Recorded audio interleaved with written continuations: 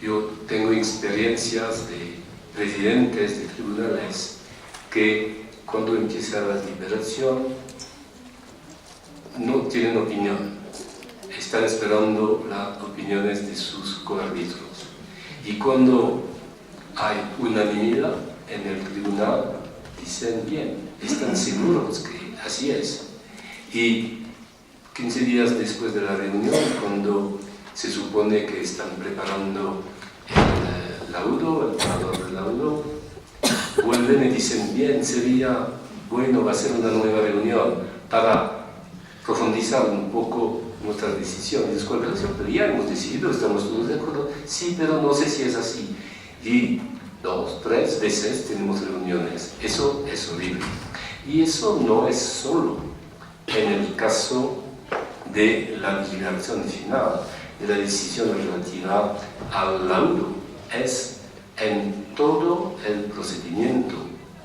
Un ejemplo, ¿cómo puede conducir una audiencia arbitral en materia de cross-examination de testigo un presidente que es incapaz de decidir rápidamente las objeciones de los abogados a varias preguntas? Si cuando hay una objeción es necesario para él discutir con sus colegas, interrumpir la audiencia y volver con una decisión discutida durante 15 minutos, es el fin de la audiencia, es una catástrofe. Lo que es necesario es una decisión inmediata, que sea buena, que sea mala, pero que sea. Es lo esencial. Y es esencial porque se sabe muy bien que los abogados en las audiencias están probando como niños para ver hasta dónde pueden ir con sus objeciones, y hay que realmente decidir rápido. Así, para mí, la primera cualidad es la capacidad de decidir.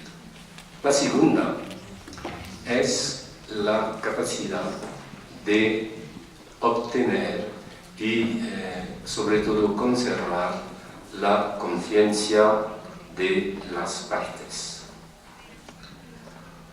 Las partes también de sus colegas en el tribunal arbitral. Eso es importante.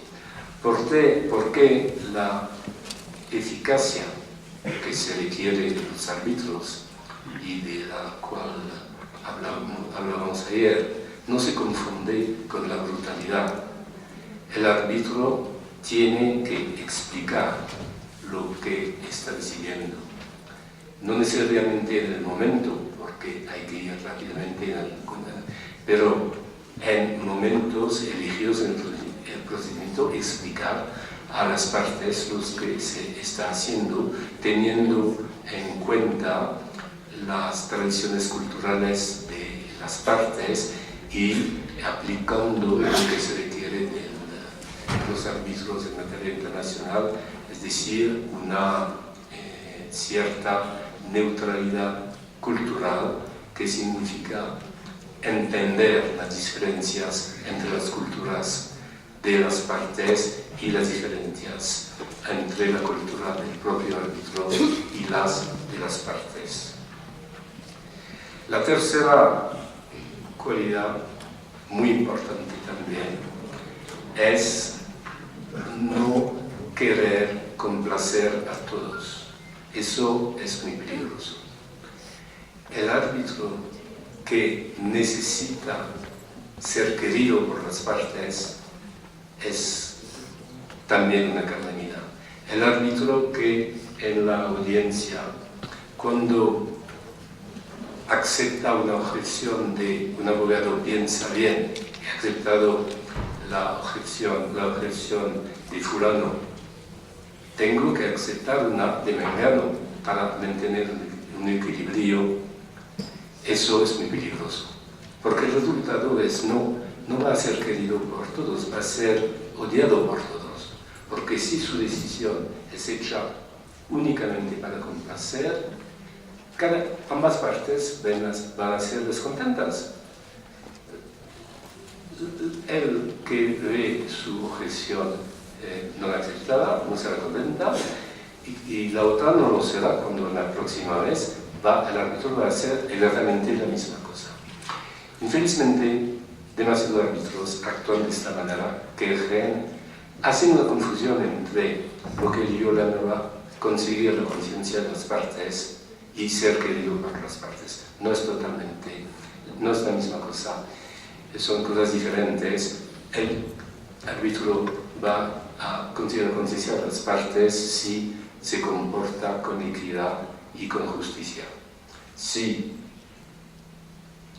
las partes se dan cuenta que lo que está haciendo es únicamente para le gusta que las partes sean contentas de él, y le gusta que sea querido por las partes, no está realmente cumpliendo con su misión. Cuarta cualidad, la capacidad de administrar. Es importante ser un buen jurista porque los temas jurídicos son importantes, pero un arbitraje no es únicamente un análisis jurídico. Hay opiniones reales, hay expertos jurídicos que hacen esos análisis, hay los árbitros que, claro, van a estudiar todo eso, pero lo que esperan las partes es una administración del procedimiento eficaz y que conduce el arbitraje a su fin en buenas condiciones, y eso es realmente importante. Finalmente, y como yo decía ayer, la quinta cualidad es la capacidad de trabajar. El árbitro tiene que trabajar. No es posible entrar en la audiencia y decir, bueno, voy a escuchar a las partes y al final voy a tener mi opinión en base a lo que han decidido. Eso no funciona. El árbitro tiene que haber leído todo, tiene que haber leído los documentos para poder hacer su propia opinión, y eso significa horas y horas de trabajo. El árbitro tiene que hacerlo y hacer también que tenga el tiempo para hacerlo. Bien, así son, a mi modo de ver, las cualidades requeridas de un árbitro. A ver si estamos asistiendo a la emergencia de una profesión de árbitros. Es un tema muy discutido. Se afirmó en el pasado en particular que no debería existir una profesión de árbitros y que además no puede existir, porque se dice bien, el árbitro es un personaje efímero, es un pasante. El árbitro, cuando empieza el arbitraje, deja de ser árbitro cuando se termina el arbitraje, y eso es cierto, pero creo que no justifica necesariamente la imposibilidad de que exista una profesión de árbitro. Otros, al contrario, son muy en favor de eso, y por ejemplo, se sabe que Jan Paulson está pidiendo algo como la creación de un cuerpo de élite de árbitros internacionales. No estoy seguro también que sea una panacea, pero hay una discusión muy importante. Para entrar un poco más adelante en esta discusión, hay que recordar que hay varios sentidos de la palabra profesión. La primera, que puede ser considerada como un poco lejos de nuestro tema, tiene su evidencia. Es la idea que la profesión, y eso se conoce en el lenguaje, es una convicción. Se habla de profesión de fe. Es la convicción religiosa, política, filosófica, etcétera, etcétera. Digo que eso parece muy lejos de nuestro tema, pero hay que recordar que para los pioneros del arbitraje era algo importante. Consideraba que el arbitraje era la manera adecuada de resolver los litigios del comercio internacional y luchaba para que se reconozca el arbitraje.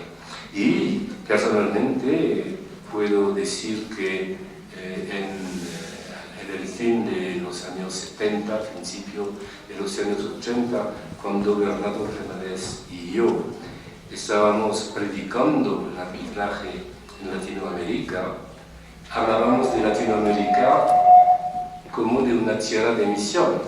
No, estamos muy lejos de esta idea de provisión como convicción. Son tiempos que son pasados, pero hay huellas que subsisten de eso, y muchos árbitros, y eso es muy bueno, consideran que tienen el deber de mantener el arbitraje como modo esencial para resolver los litigios de comercio internacional. Y vemos muy bien en el debate que hay hoy en el mundo particular del arbitraje de inversión que hay esta lucha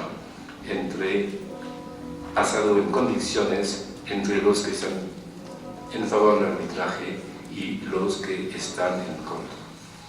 Pero en el sentido común, una profesión es finalmente la actividad que permite a uno de ganar su vida. Eso es una profesión. Hay abogados, hay jueces, hay médicos, hay carpinteros, hay mecánicos, panaderos, etcétera, etcétera. Eso es la profesión. Y en ese sentido hay una profesión de árbitro. Yo soy un ejemplo vivo de la profesión. Yo gano mi vida con el arbitraje. Perdón, nos dicen que es obligatorio cortar por 10 minutos porque hay una especie de simulacro de recuerdo del sismo, ¿es así? Y que hay que cortar 10 minutos. Lo siento muchísimo. Cortamos y seguimos.